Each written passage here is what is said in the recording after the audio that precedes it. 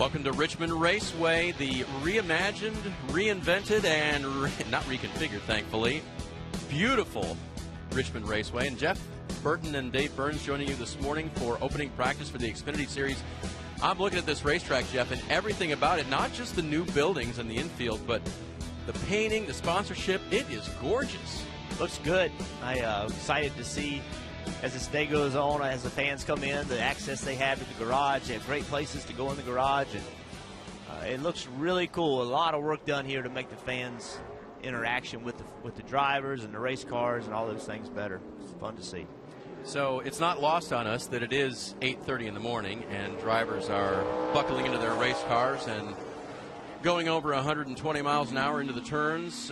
Jeff, what were early morning practices at Richmond like for you? So a couple things about this practice. I love the time because of the temperature. So the race tonight, so I think from that standpoint, this is a great time to be on the racetrack. The negative is there's no rubber whatsoever on the racetrack. So kind of a mixed bag. I think if I was doing this, I'd prefer to wait just a little while if I could. If I had an experienced driver and I had confidence in my car being ready and all those kind of things, maybe wait for just a little bit, get a little rubber in the racetrack. But you know the track's going to be fast because it's cool, but this is what we're going to have tonight. You're on board with Ryan Truex warming up, and one of the playoff drivers who will be starting that campaign today.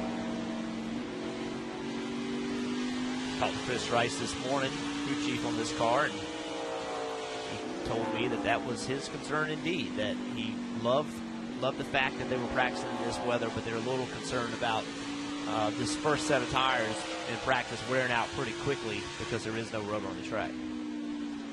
There was a test here. There was some Cup cars that came and tested, so that helps a little bit. You can see Ryan will be wearing the helmet cam for us today up there on his visor, and his car adorned in the red striping for Xfinity Series playoff drivers. You see that on the front splitter across the banner on top of his windshield, and of course the spoiler as well.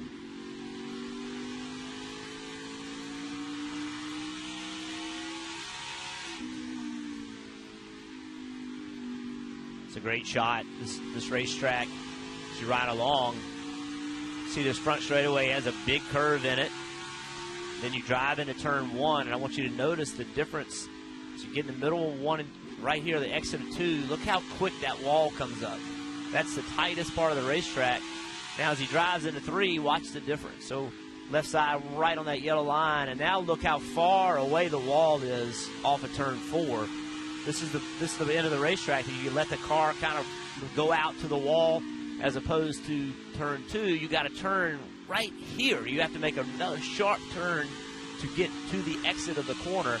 Two completely different ends of the racetrack, and that's one of the things that makes this track one of the favorites for most drivers. How about for you, Virginia born? Love this racetrack. This is, I think, for Cup cars, I think this is the perfect size racetrack. I think it's big enough to have good racing, and it's small enough to have good racing. You can have a Saturday night short track brawl, or you can have a race that's a little more spread out. This track kind of gives you everything, and I think it's the perfect size. It is my favorite. When I'm asked which track I like the most, Richmond falls into that category, not just for working it, but for watching racing. I always tuned in when I was a fan at home, Jeff, before I started working here. And, of course, Virginia and North Carolina are known for their barbecues. Yeah, that's okay, too. Not too far from the coast here as well, so get some great seafood in this area. Food's an important part of our traveling adventures, Dave. No question. Hey, we're going to show you these playoff keys all during practice and during the races coming up and see if they hold true. You saw Ryan Truex's was sort of about taking advantage of other people's mistakes. For Matt Tifft, recent hot streak. If he can keep that rolling, that's just what you need to do come playoff time. Matt continues to improve, and every year you see him make steps and become a better race car driver, and it's fun to see that. It's I say this all the time. It's important to give these young drivers some time. What you're trying to do is get to the end game. How good can you be when you're at your best? And everybody gets to their best at a different time, and So some people say, well, it took a guy 3 years to be able to do this, and this other guy did it only in a year. But that doesn't mean that the end game isn't going to be better for a guy that it took longer. I mean, it's hard to – obviously you want immediate success, but what really matters is where are you and your skill level when it matches up with the right opportunity with what car you're driving. And Matt continues to get better and show improvements and becoming a guy that you have to start looking at that could win races. You see he is 9th on the playoff standings with 3 playoff points coming in. Those playoff points, when they reset for the next round, he'll get those 3 points again at the start. And you can see way up on the top, Justin Allgaier in those 39 playoff points, so critical to start his run to a possible championship. I think what's fascinating about this round for this series is we're watching Brandon Jones, another guy we talked about that much like Matt Tift, that, young guy starting to show that he can win races, starting to show, put him in the right position. He can do what he needs to get done. But this series, I think when you look down there, 12th, 11th, 10th, 9th, that's a heck of a battle. Like this is going to be a really fun battle to watch and see what happens, who can get out of this first round. Because I think it's, when I look at, really, I think 6 of those guys, I could throw a blanket over all of them and say, okay, I'm not sure which of these 4 is going to make it. Yeah, let's throw Jones in there, too. 2006 points to start this round, so all 5 of those drivers competing heavily to move on to the next round. And 7 races only. When I think about Brandon, I think about Bristol. Early in the year, he ran so well and had a chance to win the race. It didn't work out for him. But that was their best shot. Like, it was right there. And just couldn't quite get it done. Pit strategy kind of got them on the wrong side of things. But they were right there. Fastest car right now, the 19 driver, Brandon Jones.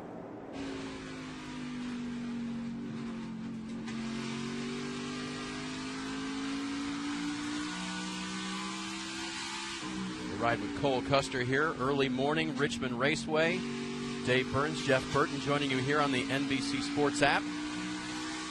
Glad you could tune in for the opening laps of the day. It's a long, long day when you end the race and the day with the Xfinity Series race tonight. In fact, it's so long that our production staff had to print the schedule on a legal size sheet instead of a normal 8.5 by 11, Jeff. That's scary. Our crew works hard, and this will be another example of it. Long day, but a fun day. And Cole Custer has not put a lap down yet where you would think, he's only 8th fastest. But most people's fastest lap has been the 4th lap, 5th lap. He's on his 3rd lap. So let's see if he can make a better lap time. I love the line he's running. He's just wrapping the yellow line. I really like the way his car looks in regard to where it is on the racetrack. There he goes to 4th. I like his arc into 1. Didn't quite get to the bottom that time. He did on corner exit. Sometimes that's a good thing to do. You just arc the corner, don't get to the bottom too soon. Now in 3 and 4, if you don't get to the bottom soon, you never get there. You're going to have to get your left sides down there or the car will never turn and get there. But watch what he does in P1 now. See how high he is getting into 1 and then he gets to that yellow line. But I love to see a race car that can do that because that tells me the driver has security on corner entry. He's not loose. That's one of the things that happens here. Getting into turn 1, you get loose. And once that happens, you're handicapped. You no longer can drive the car like you really want to. And Cole Custer's car obviously has a lot of security right here. I'm watching his eyes, Jeff. I mean, do drivers ever blink? I think I saw him blink once. He was focused. He is. It is so cool to watch a driver when they're out there digging, trying to make lap time, and it's tenths of a second. I mean, it's tenths of a second you're thinking about, thousandths of a second, really.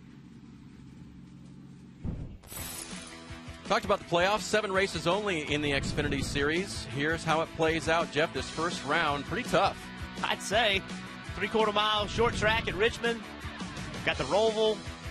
Then we go this next round. This is crazy, too. Phoenix, remember, they moved the start-finish line at Phoenix, and then Miami, we were just showing Cole Custer, and Cole Custer, he's wanting to go to Miami with a chance for the championship. He destroyed the field there last year. It wasn't even close. What does it say to you, this championship playoff run, 7 races only. Obviously, the Cup Series gets 10. But when you compress it like that, what does it do to this competition? Pressure right now. It's so you have less cars in the field, right? 12. So now 16, you have the competition is immediately tougher. If the Xfinity Series had 16, those bottom 3 or 4 really wouldn't be people you had to worry about. So immediately the competition's tougher. Mistakes, or you cannot have as many mistakes. I think the pressure gets ramped up even quicker in this series than it does the Cup Series. And their schedule, I think, is crazy. I think that this round, much like the Cup Series, to be honest, I think the first round of the Cup Series and the first round of the Xfinity Series, because of the racetracks, are really, really demanding. I talked to Christopher Bell yesterday, and we had a really cool conversation about where he is and his team. The last 2 months have been hard on them. They have not run as well as they wanted to run. But, and to his point, there were 3 road courses in there. There were some races in there that just he doesn't feel like he's very good at. He went to Darlington. He was fast there. He messed up, spun himself out. His confidence isn't where you would think it would be. But coming here is a place where they dominated. Joe Gibbs Racing dominated this race in the spring. Christopher Bell and Noah Gragson finished first and second, had the field covered. So this is a track, I know it sounds crazy, but in round 1, race 1, Christopher Bell thinks this race is exceptionally important for them to understand where they are because of how good they were here in the spring and how not so good they've been lately. Bell is fastest right now in single lap times. You see across the top there. Custer Jones Majeski in the 60 car this week. And Austin Cindric back in the 22, making his championship run at just 20 years old. Capitalize on the consistency of the 22, and I think that's been, not only is that Austin's key for advancing in these playoffs, that's also the key for him advancing in his career. He's got to find a way to avoid those moments where he's on TV for the wrong reasons. He's been on the wrong side of the highlight reel, and right? some of those things aren't his fault. Right. He's a young driver that has talent and skill. There's no doubt about that. He's got to find a way to, when the race is over, for you to look up at the screen and say, hey, Cindric finished 6th, right? I mean, he's got to find a way to do that.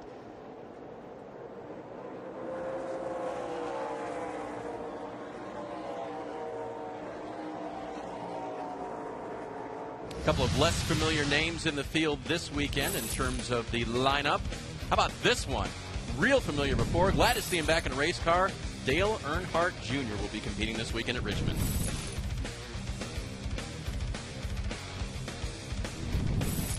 And we know that smile, Jeff, because it has been wide and happy calling these races with the NBC group. But I know he's just as tickled to get back behind the wheel. Yeah, he's nervous. I mean, it's interesting talking to him. And I don't blame him. I'd be nervous too. It's been a while since he's raced, and fortunate enough, Dale Jr. is going to let us ride along with him. And we spent a lot of time with Junior, obviously, and of course he's gonna quit running because we're riding with him.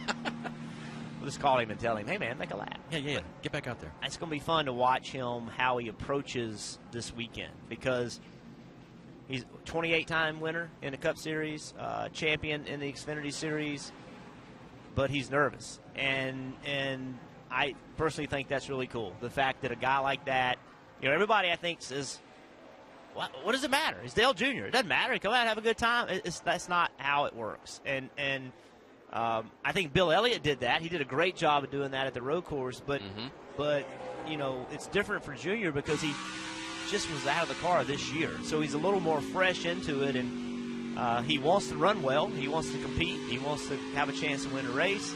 But it's been a while since he's done it, so it's going to be fun to watch how he approaches it. 7 quick laps. He is 5th fastest in single lap times. And in the 5-lap averages, Jeff, he's number 1. So not a bad start for the driver of the 88. It's a really good start. He's got to feel good about that. The why of it, of course, Junior stating himself that when it makes sense, sponsorship-wise, for him to come and run for his company, as it benefits the entire company, he will do it. So he's not shut the door on next year, perhaps even come out again. Yeah, and I listen. I have a feeling Dale Jr. has a little influence about where he's going to run with the sponsors. Yeah.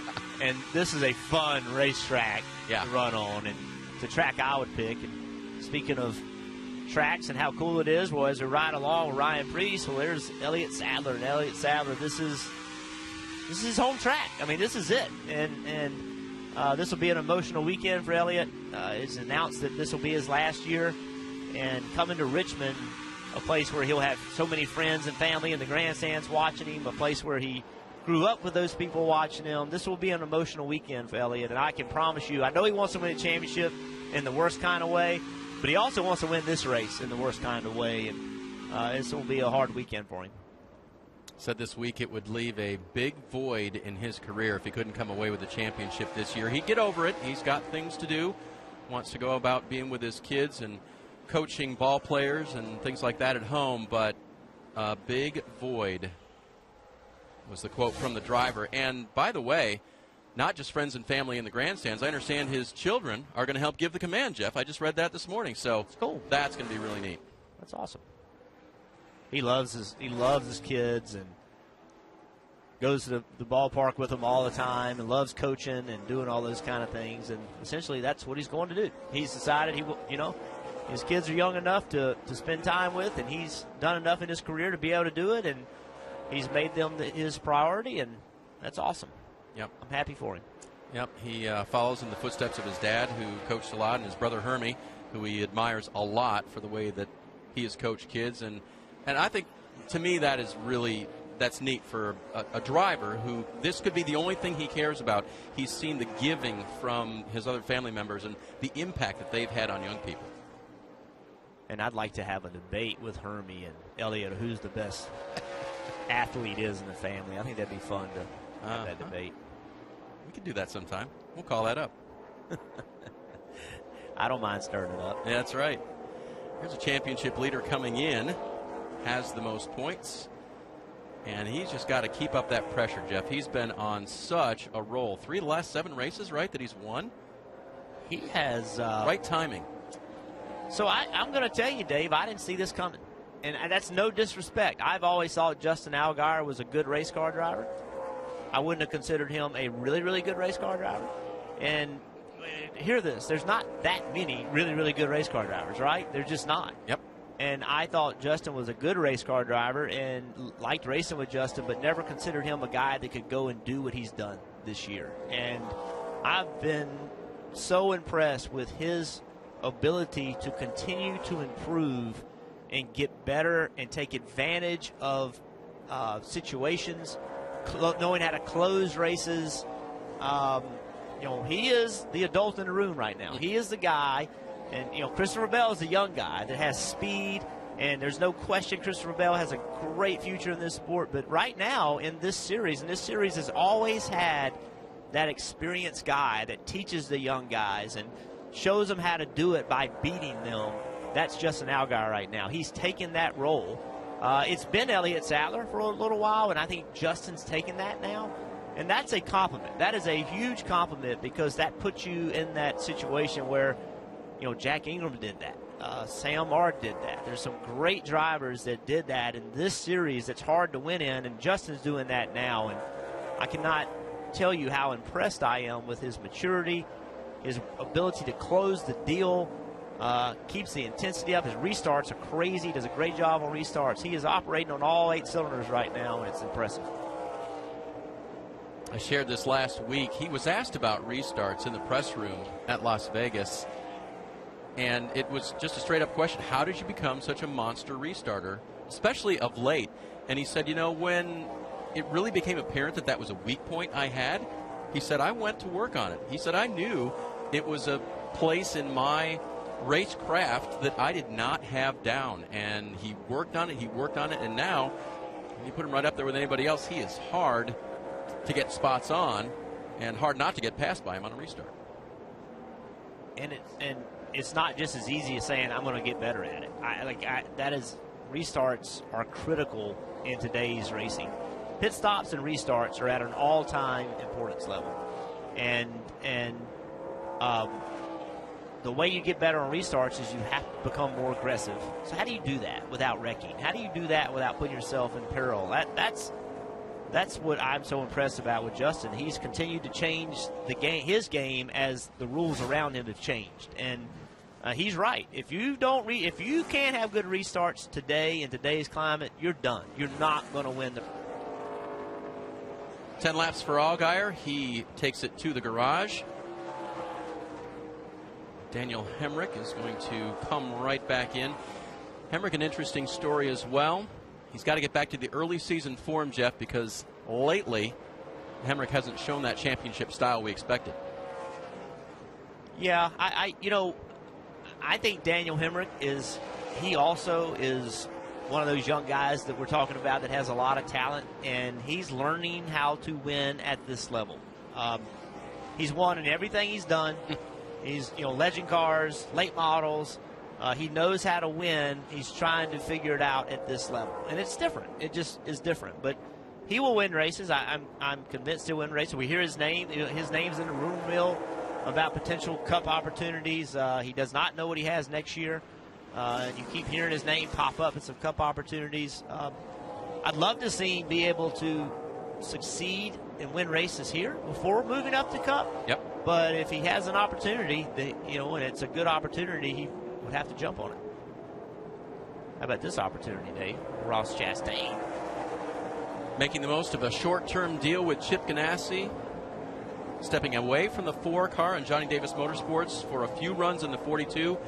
And it has paid off with laps led at Darlington, a near win there. And then last week, Jeff, first time in victory lane. It was huge. Yeah, and I would say, would you consider last week domination? I would. I didn't see anybody that I thought had anything for him. I thought that he got challenged on some restarts for sure. Didn't quite maybe have short run speed, but after a few laps, he would just motor by him, and pretty impressive to be able to step up to the moment the way he's done it. Right in the middle of 45 minutes for first practice at Richmond Raceway. They'll get 45 more minutes just after the 10 o'clock hour this morning.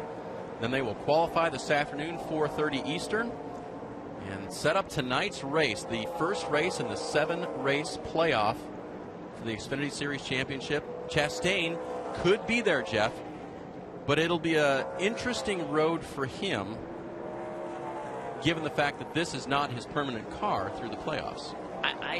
I'm confused about about what I think about this, right? So his situation is so unique because with Chip Ganassi, did he get in the wall? It was really close. I think he did. I think he got in the wall. He's checking the right side there. Yes. Yeah, he did. That was odd. I mean, he was going down the straightaway, and he was opening his entrance up to get into the corner, and he just made contact with the wall down the straightaway. Normally you see it right here on corner exit, but he did it actually setting himself up for corner entry. He's not the first one to do that, but it doesn't. Would you know that from early days? Yeah, but you hope people didn't see that. Yeah. Nobody saw that, right?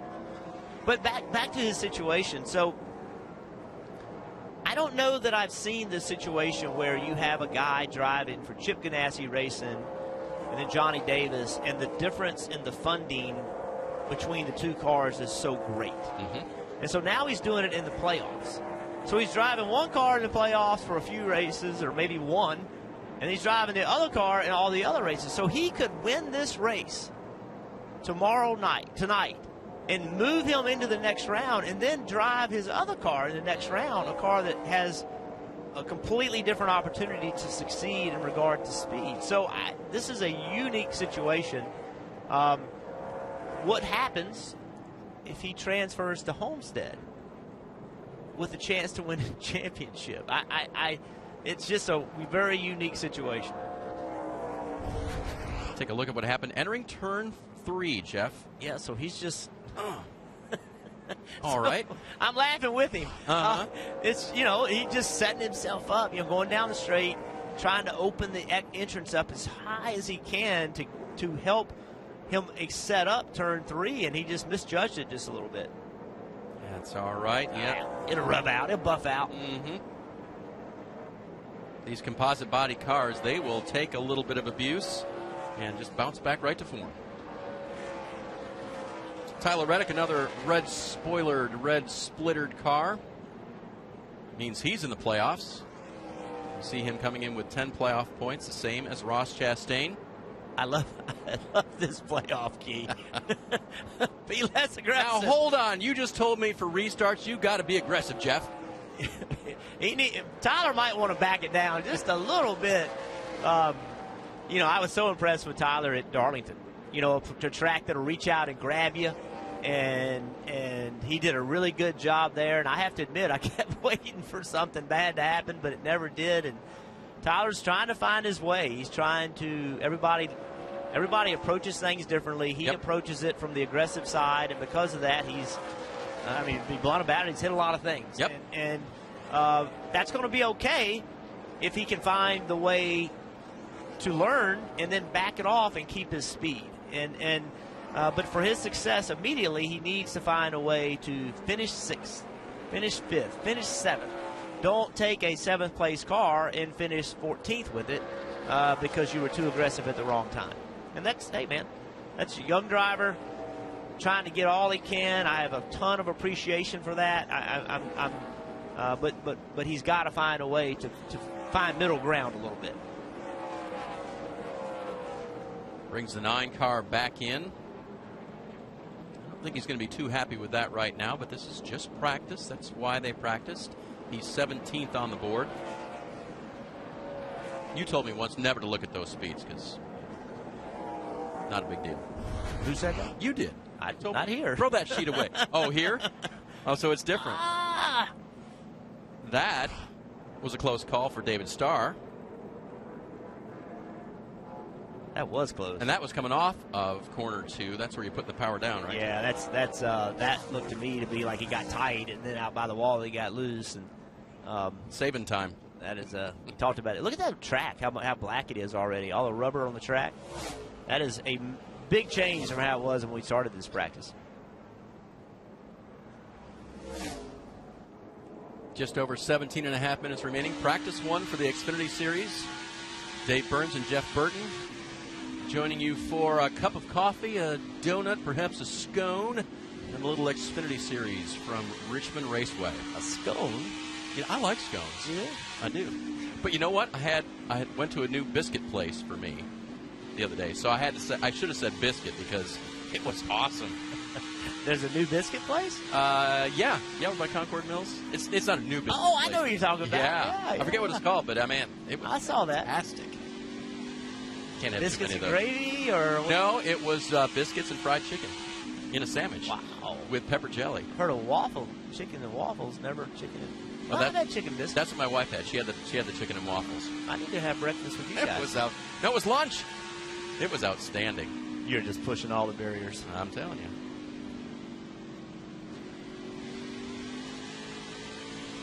Ryan Truex, what can they do?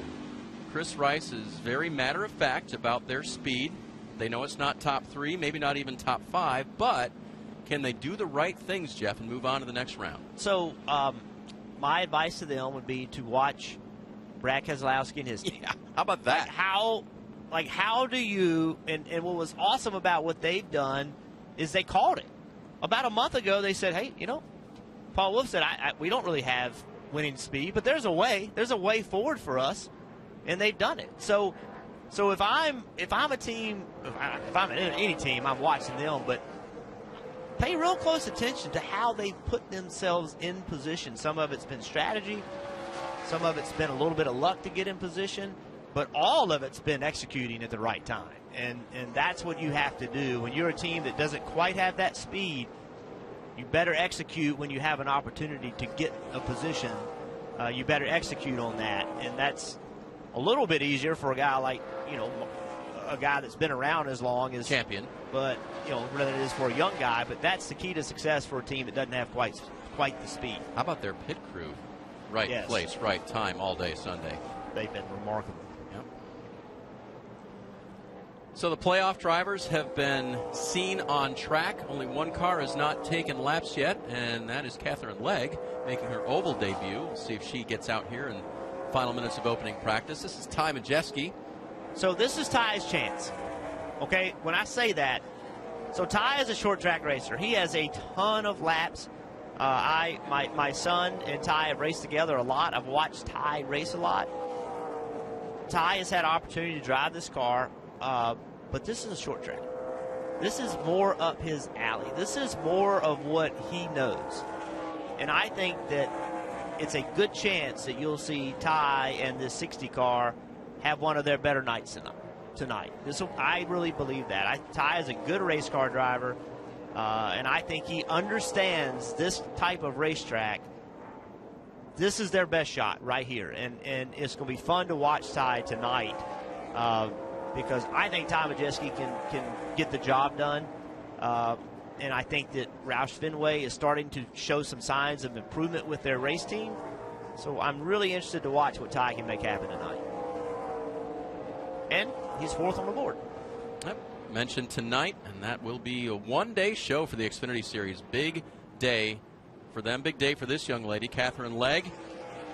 She's had starts already on the road courses, meeting her bucket list, getting a ride in NASCAR temporarily, part-time. But this is new for her. First laps on an oval.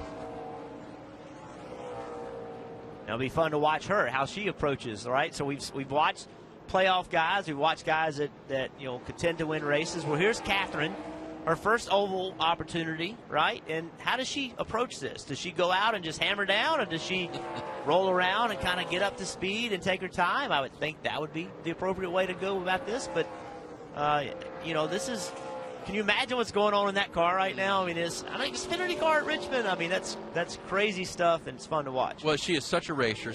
She's been around the world. She's raced open wheel. She's raced sports cars on all kinds of tracks. But a stock car on a short track oval, Jeff, why is that such a leap? Well, the first thing is these cars are hard to drive. They just are. NASCAR-type race cars are some of the hardest race cars to drive because they're heavy.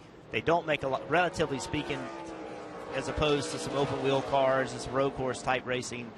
They don't make a lot of grip, so they have a lot of power. So these are really hard to drive. So and they're loud, and it's a lot going on in there. So it's just a different environment. It's just a completely different environment. And what she's doing here is she's very slow, right? Let's be blunt. She's very slow, but that's fine. Like work up to it. Take your time.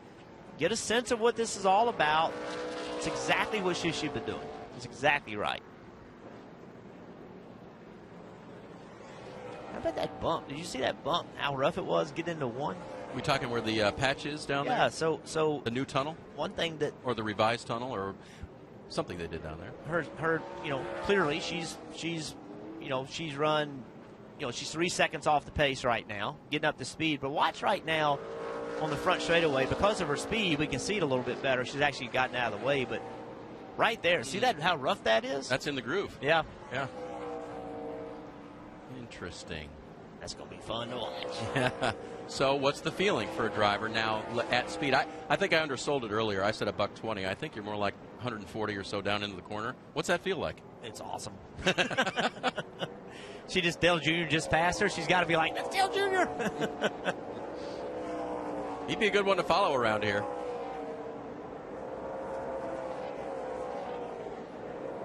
Did you have a rabbit that you like to follow in practice ever, Jeff, or did you want to be the guy? Well, you always want to be the guy, but more times than not, you're not. And, really early in my career, I thought following people was helpful, but later in my career, I was better off focusing on just my race car and what it needed to do better. At some point in your life, if you have to follow somebody to figure that out, you probably need a new profession. You want to be the guy, the winner. See how much smoother it is up top? Interesting. So as we ride along with Spencer Gallagher, and it's good to see Spencer back at the racetrack. But as we ride along, he's running a groove right here where I think we'll see happen in the race and practice. I think you want to be on the bottom. But we saw how Catherine's car, how rough it was. Well, look at Spencer's car. No big deal. Mm-hmm. He's up there against the wall. So I'm curious to see what's going to happen when the race starts tonight and we're 2, perhaps 3 wide getting into turn 1, how that bump could affect things.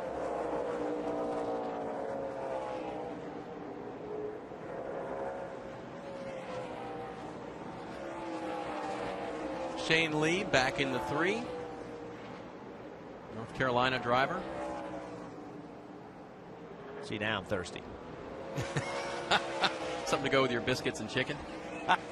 Now we're talking. Now we're talking. Wait, you working the next show? Yeah. Oh, you are? Okay. I'm not, so I'll run out of here. I'm not either. I'll bring you a little something.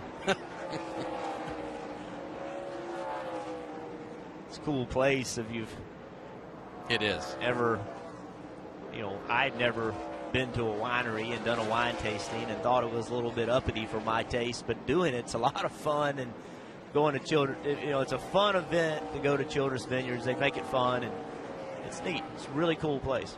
It's very welcoming, even if you started out as just a beer guy. Did you find one you liked? Yes. What grape are you a fan of now? I'm a fan of the help me out, the red. The Cabernet or Merlot? Or? Cab, thank you. Yeah. It's too early in the morning. Yeah, that's true. And by the way, we are not sampling up here, just in case you wonder. You may think that based on our words, but keep telling them, Dave. Just coffee. Maybe they'll believe it. Yeah, I'm trying. There are cameras everywhere. That's the problem. Christopher Bell needs to start strong, needs to bring back that early season form, needs to bring back that Richmond form that started his race-winning ways in the Xfinity Series this year. So do you believe that this championship comes down to Christopher Bell and Justin Allgaier, or do you believe there's someone else that's going to creep in there? I think, certainly for speed, Bell. For Allgaier, speed, yes.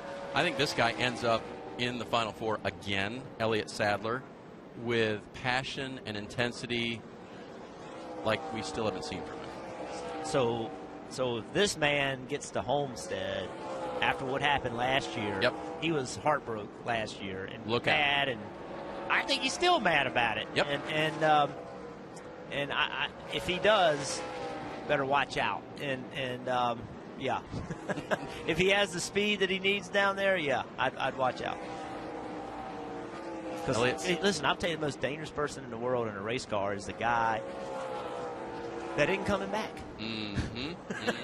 What's he got to lose? He doesn't have to race you next year. That's right. So if he gets in position, he just doesn't care. I mean, listen, I know Elliott Sadler. He's a good guy. He has a conscience. But at the same time, with the championship on the line, your final year, that could push you to do things you wouldn't normally do.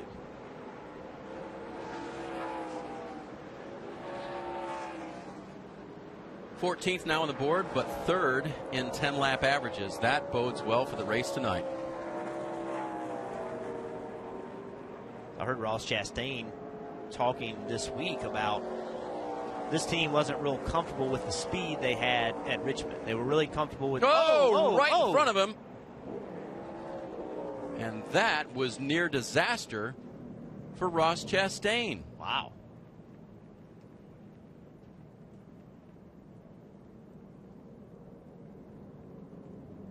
Get a look at that again. Something you don't normally see in practice. Normally practices are pretty calm. Yep.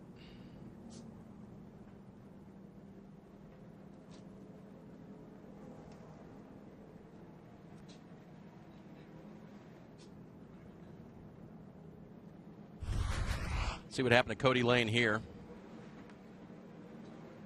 And Jeff, I would assume, with not a lot of experience on this racetrack, that is easy to do. Yeah, that bottom of 1 and 2, that is the more difficult corner. The exit of 2, the center of 1 and 2, certainly the more difficult end of the racetrack, in my opinion.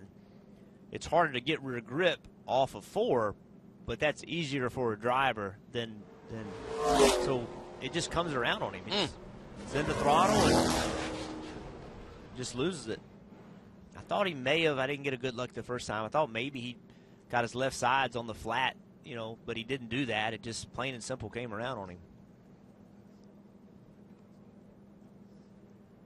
So practice is stopped for the moment. 5 minutes remaining in it. You hate to see that for Cody Lane and this team, because you wonder what their opportunities are in regard to, number one, fixing this car, but also, where are they in with a backup and all those kind of things, and certainly puts them in a tough position. Now, also, activity down on pit lane. Car covers, Jeff. We've seen some green on the radar in the area, and it looks like it just got here. So hopefully it didn't have anything to do with Cody's situation here.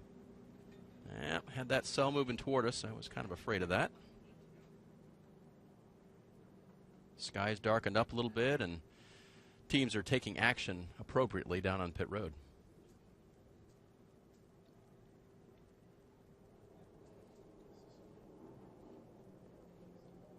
Still trying to get Cody Lane's car removed from the backstretch wall. You see the hood is up against the wall. They're having trouble. There you go. They're having trouble getting it open.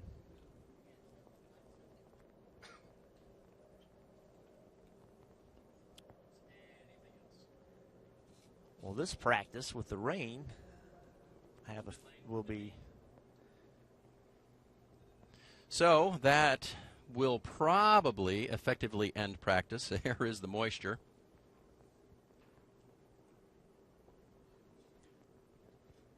And Jeff, it's been fun. I wasn't expecting this. Nope. I was pretty surprised it's raining. Well, the percentages are very low for today and for tomorrow, so I think it's just a little spot here, a little spot there. But the good news is for the drivers in the playoffs, they all got laps.